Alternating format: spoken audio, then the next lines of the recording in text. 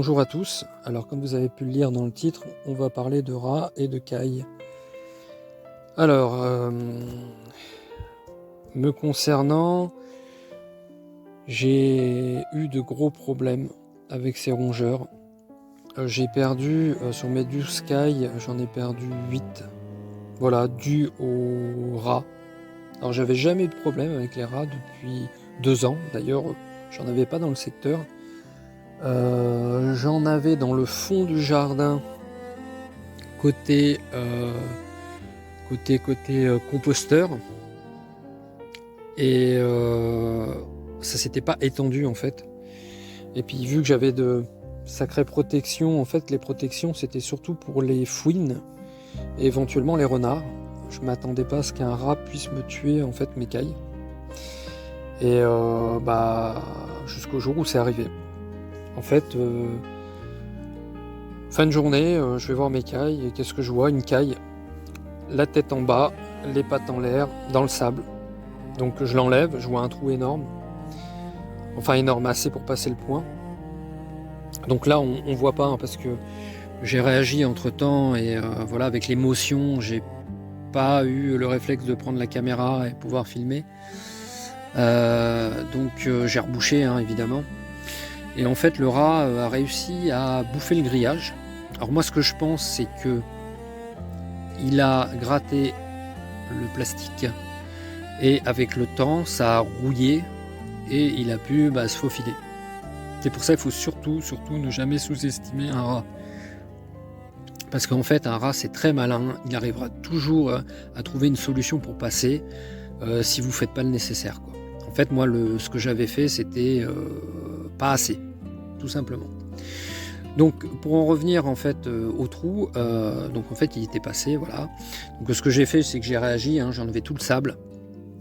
J'ai pris les sacs de ciment qui me restaient et j'ai fait une mini dalle, vraiment toute fine, mais pris dans le grillage. Donc, histoire que ça maintienne, même si ça casse à certains endroits. Donc, ça a très bien marché. Donc j'ai remis le sable, j'ai remis mes cailles, pensant que tout irait bien. Et ce qui s'est passé, c'est que le lendemain, j'ai une autre caille décapitée, mais pas de trou. Pas de trou, rien. Et je regarde partout, puis je me dis, pas possible, j'ai quand même du grillage, où je passe juste le doigt, quoi, en fait.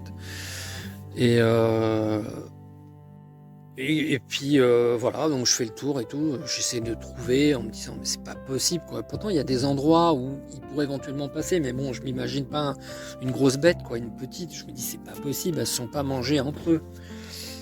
Et donc un autre jour passe, et pareil, rebelote, et au bout d'un moment je me dis mais il y a quelque chose, il faut que je fasse quelque chose quoi, c'est pas possible. Mais je restais sans explication, je me disais mais quelqu'un ouvre les portes et il n'y a aucune autre explication. Et puis un jour, vers 21h, je vais dans le jardin pour voir les cailles avant de repartir à la maison et j'entends du bruit dans le toit là, vous voyez ça gratte, donc je tapote et je vois un rat, d'ailleurs c'est pour ça que je sais que c'est un rat, descendre en fait dans la volière des cailles et il vient se cacher à l'intérieur, voilà là.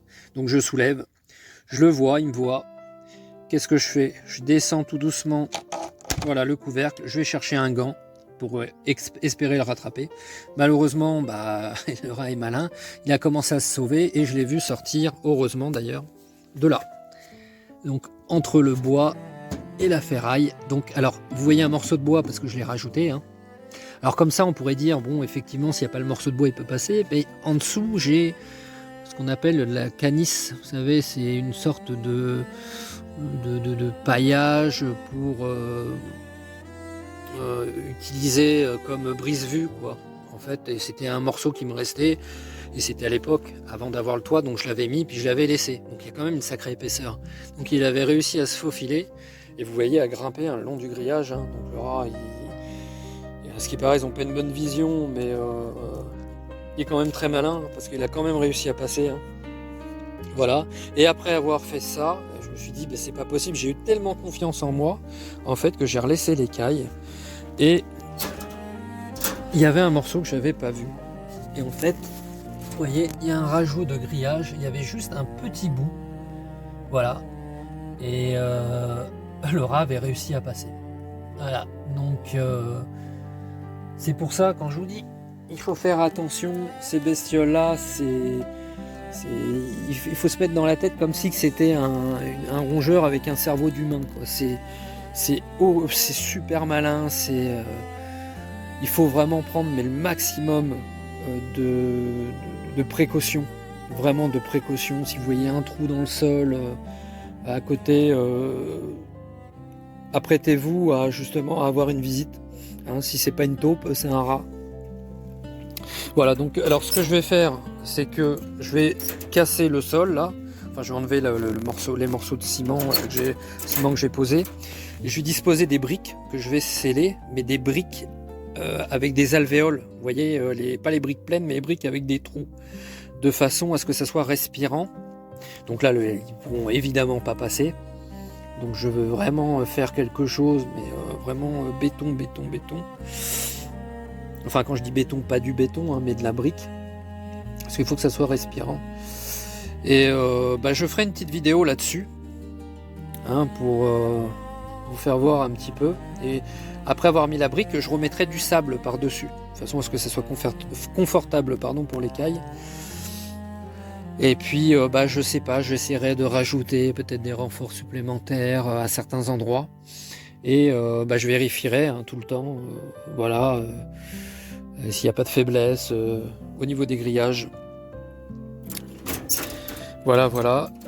Sinon, mes 4 dernières cailles, elles sont dans la serre. Alors je les ai mis un peu prématurément. Parce que c'est pas en cette saison que je les rentre. Donc on va aller voir dans la serre.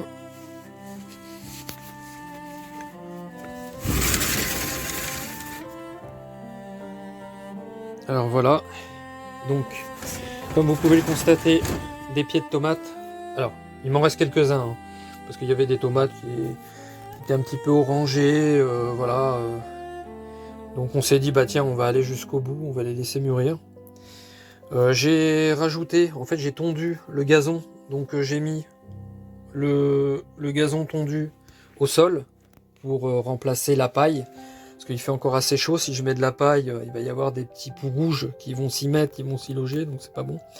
Donc voilà, alors que la paille, pas la paille, mais l'herbe, c'est un petit peu mieux. Ils peuvent pas trop se cacher, hein, c'est pas comme la paille. Voilà, puis ça fait une sorte de luzerne. Alors par contre, il y a un petit peu de paillage dans leur pondoir. Sinon, qu'est-ce que je voulais dire? Donc voilà, oui. Donc je leur ai mis leur abreuvoir. Ils ont un petit distributeur là de graines. Donc l'eau, c'est un réservoir de 8 litres, mais il faut nettoyer tous les jours, parce que comme vous pouvez constater, hein, l'écaille c'est un peu sale. Voilà. Alors là, on peut voir les petits canailloux, hein, les 4 derniers. Ah oui, puis pour en revenir aux cailles, sur les 12, en fait il m'en restait 6. Mais 2 étaient choqués, dont une qui avait dû prendre un coup à la tête, je pense, quand il y a eu le rat. Elle a dû vouloir s'échapper, elle a tapé partout, donc elle avait la tête, elle était complètement désorientée. J'ai essayé de la sauver, donc j'ai essayé de la soigner pendant... elle a tenu 3 jours, et elle est morte après, au 3e jour. Et l'autre caille qui était moins qui avait moins de symptômes, mais qui avait une patte un peu paralysée, a duré 2 jours de plus.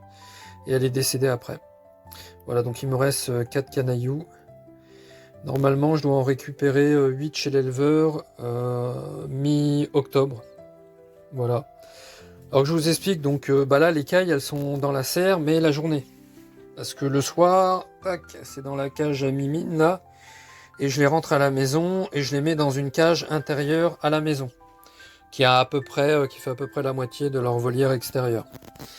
Voilà, là j'ai plus confiance. Le sol, pourtant j'ai du grillage dans la serre. Comme on peut voir, vous voyez, j'ai du grillage et les jointures sont bien faites au niveau grillage et cadre bas de la serre. J'ai mis des sortes de sardines, vous savez, c'est ces espèces de crochets là en métal qu'on utilise pour le camping, tenir les toiles de tente. Et voilà, c'est en forme de U. Donc, mais bon, si le rat veut passer, il passera. Donc tant que j'ai pas exterminé les rats, bah, je rentrerai l'écaille. Parce que j'ai lancé une campagne en fait d'extermination, donc je suis pas passé par une société, je vais le faire moi-même. Avant, je les capturais, donc dans des espèces de cages, vous voyez, des pièges, donc vivants, et je les libérais à peu près une dizaine de bornes de chez moi. Mais bon, là, j'ai dû passer à du piège létal, parce que bon, bah, le fait qu'il m'ait bouffé l'écaille, donc ça m'a un petit peu refroidi, quoi. Et sachant qu'en plus il y avait du grain, le rat aurait pu bouffer le grain, il n'était pas obligé de tuer l'écaille. Bah, enfin bon, c'est la loi de la nature. Voilà, donc j'ai acheté des pièges, quelques-uns d'ailleurs, plusieurs modèles, et bah, je ferai une vidéo là-dessus, parce que je pense que si vous avez des cailles, des poules, vous êtes confronté, à un moment donné vous allez être confronté à ça. Donc bah, je vous ferai part de mon expérience qui a marché pour moi, ce qui marche pas. Et donc il y aura une vidéo dédiée pour ça. Et il y aura aussi une autre vidéo, alors qui sera plus dédiée. Alors ça sera pour le bac à compost. Parce que en fait, ce qui se passe, c'est que l'infestation a commencé à partir du bac à compost. Donc je m'en suis pas inquiété, et j'aurais dû. Et en fait, bah, j'ai travaillé dessus, donc il me manque une vidéo à finir en fait. Alors j'ai réadapté mon bac à compost parce que c'était un bac en PVC avec un grillage au sol, mais bon, le grillage à un moment donné ils l'ont percé avec le temps, et puis voilà, ils m'ont fait même des trous dans mon bac pour rentrer dedans, hein, carrément ils ont rongé le plastique. Donc j'ai fait un système, et bah, j'ai filmé les étapes, hein, donc comme ça je pourrais vous le partager. Donc ça c'est ma prochaine vidéo, et la vidéo qui suivra, ça sera une vidéo sur les rats, enfin les pièges pour piéger les rats. Et une nouvelle méthode, en fait, j'ai essayé, j'ai innové. Je vous parlerai de ça. Enfin, c'est assez particulier, c'est une idée comme ça qui m'est passée par la tête. Pour vous spoiler un petit peu le truc, en fait, j'ai utilisé un de mes véhicules, un 2 roues, un scooter motorisé, hein, voilà, thermique. J'ai mis un morceau de tuyau dans l'échappement, que j'ai mis dans le trou où il y avait un rat. J'ai bouché un petit peu autour, de façon à étanchéifier un petit peu le trou. J'ai envoyé les gaz hein, pendant à peu près 15 minutes, en le laissant tourner, voilà. J'ai rebouché le trou, et bah, ça fait 3 jours maintenant, et le trou est toujours bouché. Alors qu'habituellement, quand je bouchais les trous, le lendemain, le trou il était débouché. Donc soit le rat il s'est barré, soit il est mort. Enfin, je vous ferai aussi une vidéo avec justement ce que j'ai fait là, ce retour d'expérience. Ça peut marcher avec une tondeuse à gazon, ça peut marcher avec tout moteur thermique en fait. Et j'ai vu que ça avait bien fonctionné. Donc je me dis, autant partager l'idée. C'est tout bête, mais voilà. Fallait y penser, donc je vous partagerai ça. Donc ça sera dans la vidéo avec les pièges que j'utilise pour les rats et les appâts. Parce que en fonction des appâts, on attire plus ou moins soit les rats, soit les souris, enfin, ou les deux. Et aussi, je vous ferai part un petit peu des méthodes de grand-mère que j'ai d'ailleurs vues sur YouTube. Et pour moi, ça marche pas. Alors, ça doit marcher certainement en milieu clos, dans une maison. Mais moi, dans ma maison, j'ai pas de rats, ni de souris. C'est vraiment en extérieur, hein, dans le jardin. Donc, bah, je vous ferai part de ce qui marche et de ce qui marche pas dans la prochaine vidéo. Donc voilà. Donc concernant les cailles, bah, elles sont là. Là, je vais pas tarder à les rentrer d'ailleurs. Comme vous voyez, elles sont heureuses. Hein, elles aiment bien la serre. Et la serre donc est bénéfique pour les cailles, et les cailles sont bénéfiques pour la serre. Elles apportent des nutriments avec leur excrément. D'ailleurs, j'en avais parlé, il me semble, dans une de mes vidéos, où elles enrichissent le sol, et l'erreur que j'avais faite, en fait, c'était de planter tout de suite après les avoir sortis. Alors qu'il fallait que je laisse au moins un bon mois la terre reposer en l'arrosant une fois tous les 2 jours, pour enlever le surplus, en fait, d'urine. Parce que l'urine des cailles est assez acide, et a rendu la terre très acide. Et en fait, mes pieds de tomates, quand je les ai plantés, ils ont commencé à faner. Donc j'ai réussi à rattraper le coche, mais bon. Voilà, donc on en reparlera quand ça sera la saison et puis que j'aurai sorti l'écaille. Je referai une vidéo là-dessus. Mais en tout cas, voilà, pour vous expliquer un petit peu le programme, je ferai la vidéo sur le bac à compost. Voilà, la modification anti-intrusion rongeur et la vidéo pour présenter mes pièges anti-rongeurs. Et voilà, et puis ma petite astuce là avec les gaz d'échappement dans les trous de rats. En tout cas, merci d'avoir regardé la vidéo et je vous dis à très bientôt.